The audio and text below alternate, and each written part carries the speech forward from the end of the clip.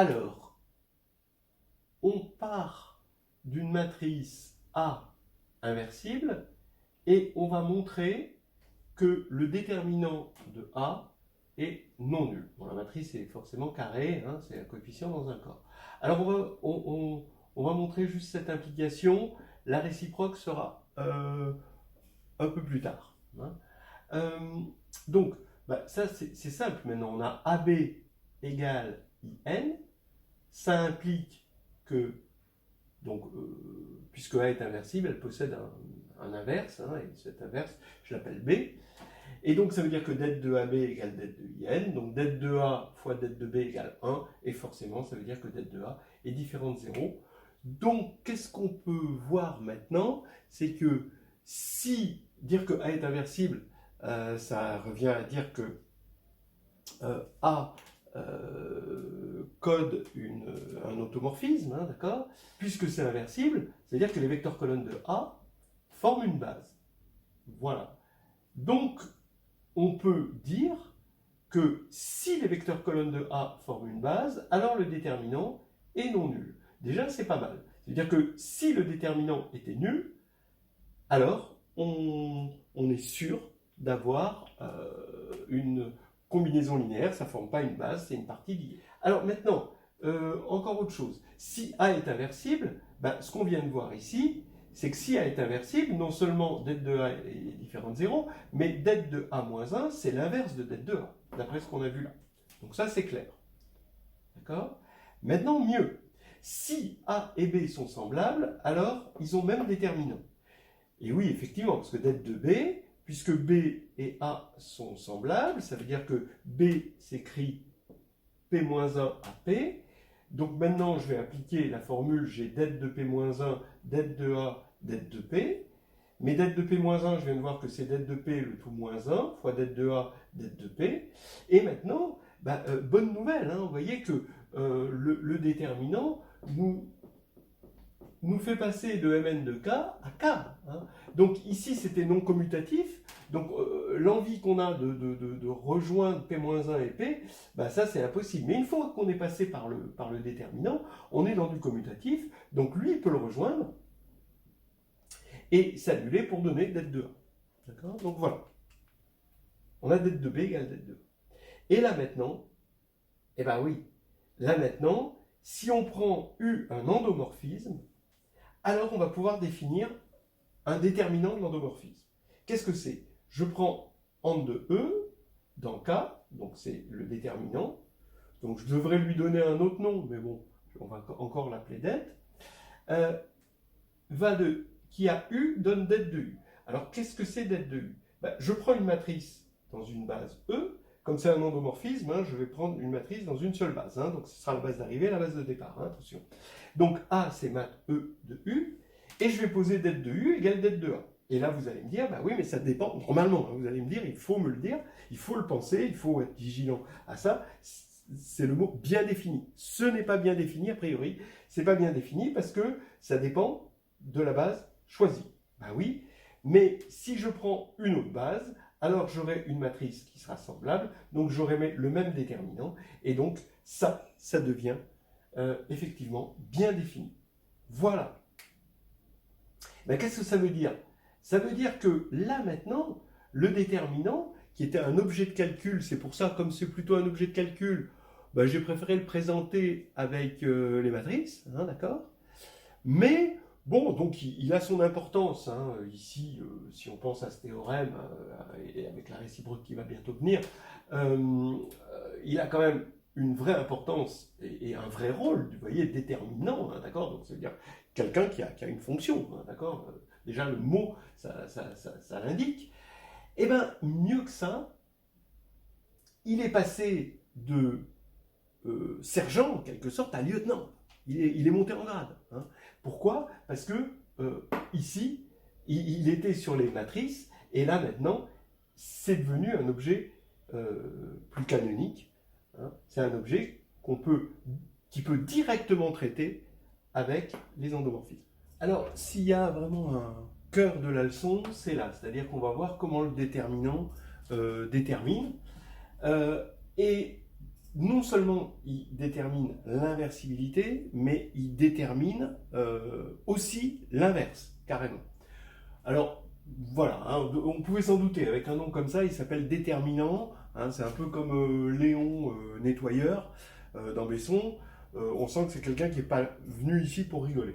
Léon, tu fais quoi comme métier? Nettoyeur. Alors, on a vu que l'inversibilité, on avait une implication. Si A est inversible, alors le déterminant de A est différent de 0. Pourquoi? On a vu, c'est parce que le déterminant est compatible avec le produit des matrices. Déterminant de AB, c'est déterminant de A fois déterminant de B. Eh bien, la réciproque, on n'a pas besoin forcément de, si det de A est différent de 0, on va voir qu'on peut calculer l'inverse alors de A, donc A est inversible, mais on peut faire ça à moindre frais en utilisant le théorème du rang. Vous pouvez essayer d'ailleurs de le faire en exercice avant que je vous le montre. Là. Regardez, faisons ça par la contraposée. On va faire la réciproque par la contraposée, c'est-à-dire que si A est non inversible, alors det de A égale 0. Ben oui, parce que si A est non inversible, A, d'après le théorème du rang, il s'écrit P-1 JRQ, avec JR, c'est une matrice carrée, avec que des 1 ici sur la diagonale, que des 0 ailleurs, et R1. Mais comme il est non inversible, ce R est strictement inférieur à n. Le rang est strictement inférieur à n. Donc on va avoir ici des zéros sur la diagonale. On sait alors que le déterminant de JR, c'est le produit des éléments de la diagonale, ça on l'avait vu avant. Donc comme il y a des zéros, forcément on a le déterminant qui est nul de JR. Et donc le déterminant par multiplicativité, le déterminant de A est nul aussi. Voilà, allez, mais maintenant il faut trouver l'inverse. Alors vous vous doutez que trouver l'inverse, ça va permettre de résoudre des systèmes linéaires, etc. D'accord? Donc ça va être quelque chose d'important. Alors, pour trouver l'inverse, on a besoin d'une petite définition, ce qui s'appelle le cofacteur. D'accord? Quand on a une matrice carrée, on va prendre le cofacteur, donc MIJ, on va prendre le déterminant de la matrice, mais n-1, n-1, obtenu en effaçant la colonne J et la ligne I, voilà, on prend le déterminant, on multiplie par -1 puissance I plus J, on verra pourquoi après, et on obtient ce qu'on appelle la comatrice, d'accord, qui est justement égale à cette matrice NIJ. Alors, on a A fois la transposée de la comatrice de A est égale à l'identité fois le facteur det de A.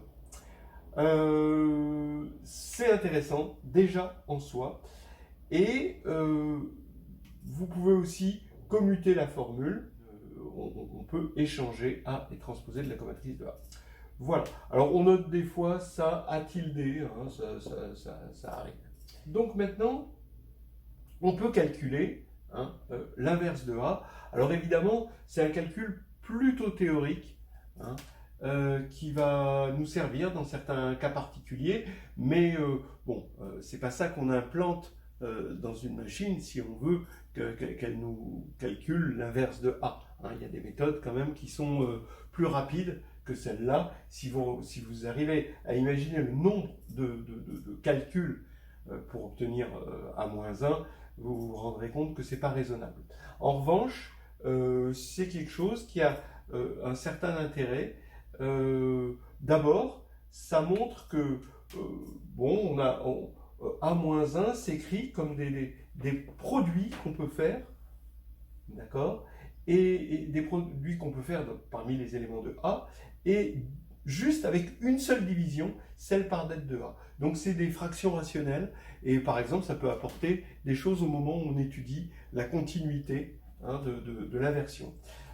Ça peut aussi servir quand on travaille sur un anneau et qu'on veut montrer que une matrice A qui a coefficient dans l'anneau est inversible avec un inverse encore à coefficient dans l'anneau, d'accord, si et seulement si le déterminant est inversible dans l'anneau. Alors ça, c'est quelque chose qui sert souvent, parce que donc c'est, par exemple sur Z, c'est un grand classique, donc des matrices à coefficient dans Z, qu'on veut inverser en une matrice à coefficient dans Z, ou un coefficient dans l'anneau de polynôme K de X. Voilà. Regardons ce qui se passe rapidement pour n égale 2, avant de passer à l'idée de la preuve. N égale 2. Donc quand vous voulez calculer la comatrice, vous commencez par mettre des plus et des moins. Alors c'est facile, hein. En général, c'est moins 1 puissance i plus j. En haut à gauche, c'est plus. Et puis ensuite, vous faites une alternance, hein, d'accord? Vous avez que des plus, évidemment, sur la diagonale. Hein, et puis là, vous alternez. Donc, à côté d'un plus, il y a un moins. Et à côté d'un moins, il y a un moins. En diagonale, les diagonales se ressemblent, donc, etc., etc. Donc ici, vous avez plus, moins, moins, plus. Vous écrivez votre matrice ABCD. Et maintenant, vous voyez bien que la comatrice de A, vous écrivez D, C, B, A. D'abord, vous écrivez le plus, moins, moins, plus. Et ensuite, à la place du A, vous voyez que vous effacez comme ça, vous obtenez un D. À la place du B, ici, vous faites ça. Bon, vous prenez le déterminant d'une matrice 1, 1. Donc, autant rien faire. Hein. Donc ici, vous mettez un C, etc., etc. Donc voilà la comatrice. Ce qui fait que A-1, c'est 1 sur, donc quand ça c'est non nul, AD moins BC, fois la transposée de la comatrice. On retrouve cette vieille règle, hein, d'accord, avec D où on échange A et D, et puis on oppose l'antidiagonale comme ça, moins B, moins C, parce que j'ai pris la transpose. Voilà. On va pouvoir attaquer la preuve. Tu veux dire t'es tueur? Ouais. Cool.